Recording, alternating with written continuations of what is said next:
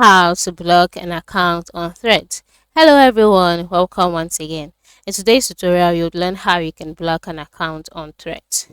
Now, if you need to block someone on Threads, watch this video until the end. First of all, log in into your Threads account, and to do that, you'd have to launch your Threads app. So, after launching your Threads app, automatically you would be brought to the Discover page. On this page, the next thing you should do is to find the account you want to block. All right. So, what account exactly?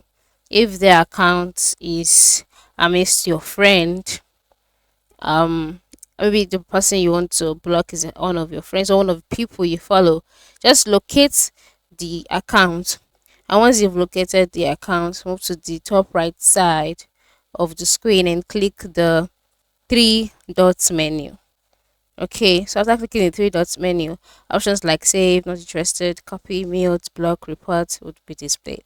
So just click block and a box will be displayed telling you the disadvantages of blocking the person. If you still want to block the person, click block, and then just like that, the person would be blocked. And then you can always unblock them from your profile by going to your profile page.